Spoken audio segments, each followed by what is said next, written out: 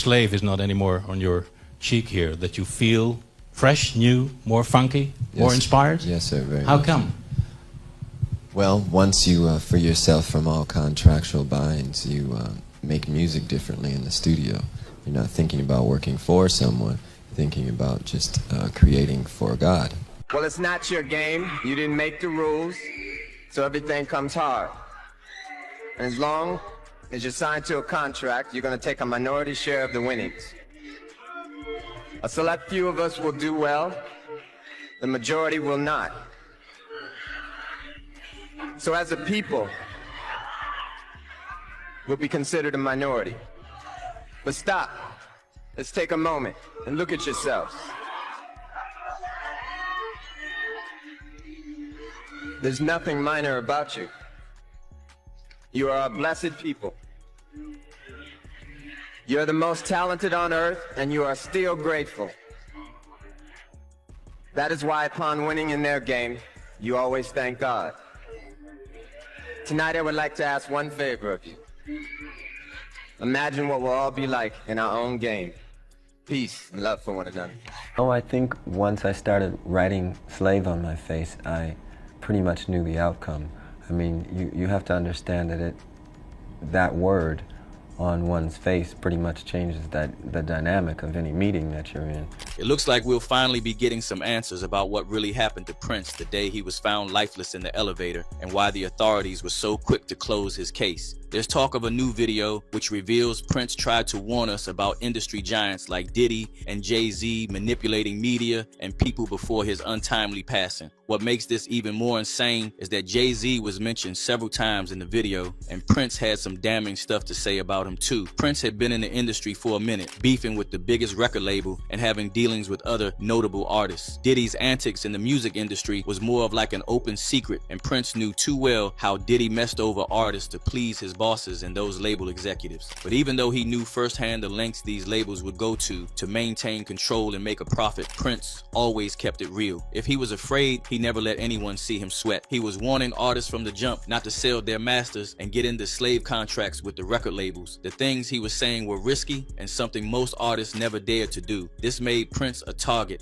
Man that instilled a lot of wisdom and changed my outlook on business in general and preserving yourself, your spirituality, your sanity, and your pockets and your art. Protecting that was Prince. And he offered a lot of amazing advice to the next generation because he cared. He's seen a lot, he's been through a lot, he's fought for a lot. And he's an amazing creative, a phenomenon, honestly. Over 17 instruments, composing everything himself. And he loves to do what he does, and he shows up and does it very well. But he's become an independent thinker, and he passed those gems in every conversation that he's had with artists like myself, Janelle Monáe, and we take all of that stuff with us. He knew that it would matter.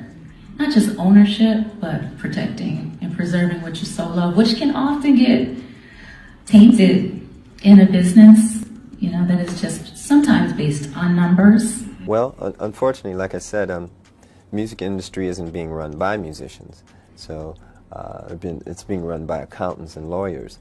So I don't know if they'd know real music if they heard it. What they're looking for is acts that are going to make the most money for them. So you'll see all kinds of little gimmicks, so to speak. And ultimately, real music is just about a microphone and a spotlight. If you can get over like that and bring the special effects within your body, you know, then I think you're gonna have a lot longer career. Yeezy's the only 100% owned, independent, you know, black owned or whatever. I don't know if it'd be owned after this interview, but you get what I'm saying? Like when we sign someone, we don't sign someone. We're signing someone to the bigger Vivendi slave ship, to the bigger universal slave ship. Right. Y'all saying, oh, his tweets was crazy. You know why Prince gave me the song Jail? Because he liked what I did. And he's like, I like what you did with them contracts. You said Prince gave it to you. Right. Man, he definitely, guess who's going to jail tonight? You know what I'm saying? A Gemini spirit. People who don't, because he was on that tip. Yeah. Just people don't know. You talking about Prince? Yeah, I'm talking about ass out Prince. And Yeah. Prince trying to get away from corporations, disconnect. Prince with the slave on his cheek. Slave on his cheek. Yeah. You know what I'm saying? Michael Jackson, bro. This man. Prince signed to Warner Brothers when he was just 18 years old back in 1977. No one knew him, and the first 2 albums he released didn't make any money. But Warner knew that they had just gotten a one-of-a-kind talent, so they kept him under their wing. Warner also did something that was practically unheard of at the time. They gave Prince full artistic control from start to finish. He could write, decide the instrumentals to be used, and produce the song, leaving Warner Brothers to pick up the final product. Let's keep it 100. Warner Brothers weren't doing this out of the kindness of their hearts. Giving Prince full artistic control also meant that he carried the burden of every song and album from start to finish. This way, they could save a couple bucks and still get 80% of the profits if the project was a banger. And for Prince, creating hit records was all but guaranteed. Mariah Carey just had this big $20 million. It's like that's like a huge deal, right? So you feeling that? No, well, what I mean, I don't understand. What the public sees the word $20 million an album.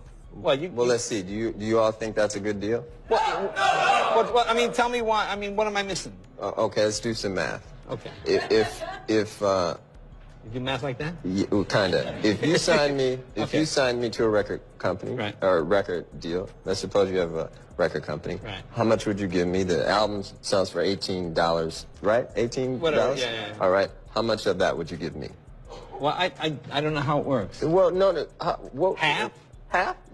Half sound good? Yeah. All right. Check this out. If I sell 1 million copies, I'm gonna have $10 million, right? Roughly $10 million. Right. If I sell 2 million copies, I got $20 million. Right.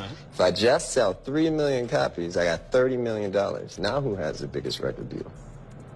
Oh, I see. Yeah, right. Okay. Right? So Mariah kind of got screwed. It became such a big deal back then is ever since my 3rd album, I wasn't really taking large advances from the recording companies.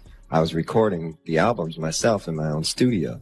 So the way I looked at it, I owned the work because I paid for it. And I did all the work. I created it, so I felt like it should belong to me. That said, the companies felt otherwise. And they would always hold this contract up and say, well, you signed it. And I say, well, I understand that. It's not like I want to leave. I just want to, talk about this thing and see if we can't make it more fair. Of course, they wouldn't change because if they changed, they wouldn't really exist. And that's kind of the situation we're in right today. They're not going to exist much longer. It's not like we're against them or anything like that. The idea is that we find better ways of working with one another. It shouldn't be a situation where they own the album or the work. We're talking about intellectual copyright. If they're going to be indeed a delivery service, then that's fine. But even FedEx doesn't say that they own the thing that they Warner Brothers owned everything. His masters, his likeness, his name, and any merchandise or side gig Prince wanted to do. When he tried to go for a fairer deal, especially with the success of his later albums, they waved his contract in his face and basically told him to get out. In an interview he did with Rolling Stone, he said, when you stop a man from dreaming, he becomes a slave. That's where I was. I don't own Prince's music. If you don't own your masters, your master owns you. In 1995, he had the word slave boldly written across his face whenever he came out for public appearances, and later changed his name from Prince to the artist formerly known as Prince or Symbol so that he could do some work outside the control of Warner Brothers. But the record label wasn't willing to let him go. Prince was their big money maker, and they said that Prince was crazy, high on and just out to make trouble. Does that sound familiar to you? Yeah, because they tried to pull the same Kanye, and he would have gotten the Prince treatment if he didn't shout on top of his lungs what they were about to do to him. Music business was that if you don't own your masters own you. Some people find fame and fortune and they're cool with that, So it's like that system is going to be, what you're talking about, whether music's going to be free or not, I just would like to see an alternate system. Then I'd be cool. But there's no way right now for people to get seen or heard unless somebody that has nothing to do with the creation of the music gets paid. Like literally gets paid. That's just absurd. Prince later announced that he was going to re-record all his hit albums, and if he went through with it and moved away from the record labels, it would have shown other artists that they could still succeed and make a name for themselves when they cut out the record labels as the middlemen. Warner's hands were tied, and they agreed to return his masters and control of his publishing rights, while Prince agreed to release 2 new albums. This was something he'd been fighting for close to 20 years, but he only got to enjoy his success for 2 years before he was found dead in an elevator, the one place that he was afraid he would die. The thing that, kind of spooked me about it all was, here's a song called Let's Go Crazy. Yeah. And it says, don't let the elevator bring us down. One time when I was with him privately, he said, you know what the elevator is, right? No. I said, no, what's the elevator? He said, well, the elevator is the devil, right? It scared me. I don't like to talk like that, but he said that. And so for me, it was like really haunting when I read that he was found in an elevator. Did he have health problems? That I don't know, right? What I know is that he was really health conscious. He was a vegan. He didn't abuse alcohol. I didn't know of him abusing drugs. He worked out, so, that also really concerned me because it made me think that, wow, so you mean you do all these things to take care of yourself and you die so young? A lot of things were off with Prince's death. For such a high-profile star, there was no security and no assistance around when he passed. And what's weird is that there had already been reports that he was already doing badly and OD on a powerful painkiller just a couple of days before he passed. But if he was already in poor health, why wasn't he being treated by a doctor or had a physician looking after him? Just before he died, Prince had just agreed to go on tour. For the tour to happen, there must have been some type of understanding that he was healthy enough to perform on those dates, especially for the larger venues, because no one would be willing to pour millions into producing a tour if they were not going to make that money back. So if they knew that he had OD and his health was hanging on one foot, why did they agree to let him go on tour? And here's one thing that has never made sense. He died, Prince made a post saying, just when you thought you were safe. For someone as big as Prince was, the police didn't really seem to care about putting the pieces of his death together. It was like they were doing the bare minimum to get the public off their backs and call it a day. While Prince was trying to get control from Warner Brothers, he made a lot of deals with people he thought shared his vision and also wanted to protect artists from exploitation, only to find out later that they were just as shady and diabolical. One of them was Jay-Z. Jay allegedly assured Prince that he placed artists first and was going to protect Prince's music and his rights. Prince agreed to allow Jay-Z and Tidal to stream only one of his albums. Jay-Z claimed to have been through the same struggles as Prince, as a black man and artist trying to make it in an industry where the white record label executives hold all the power while doing little of the work. But Prince soon found out Jay-Z was just as ruthless and relentless like the white executives when it came to lining his pockets. Without permission, Tidal began to stream all of Prince's songs, claiming that Prince had given his permission. But anyone who knew Prince would know that Prince had a dislike for streaming platforms and would never make all his music available for streaming. It's a double-edged sword, A lot of artists aren't getting paid full scale for their art, and the internet, because of downloading and things like that, is kind of like a black hole, and it's hard to audit, it's hard to get accounting, and it's not that it's just about the money, but it's about justice and fairness. And when people say that they love you and they respect you, but at the same time take, 80% of your earnings, then expect you to fix your own communities, and they'll probably edit all of this out, but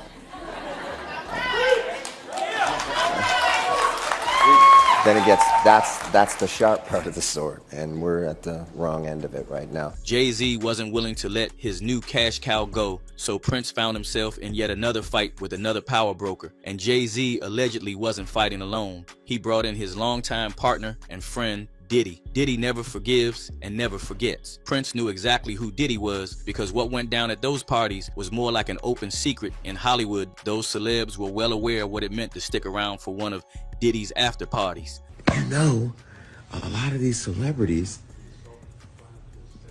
every single celebrity in the culture has been to Diddy's house, which means they've gone through all his phones, text messages.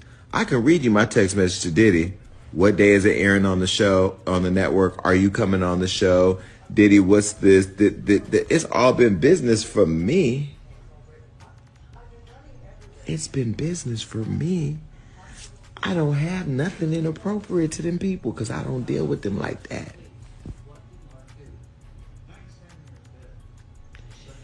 So you mean to tell me all those late nights, what you doing, where you at?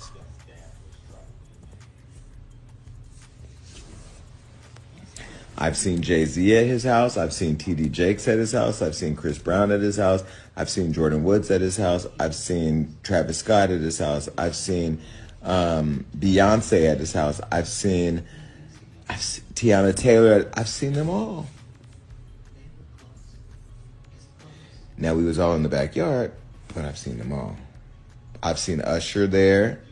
I've seen DaBaby there. I've seen Justin Bieber there. I've seen... Everybody's been to a Diddy party.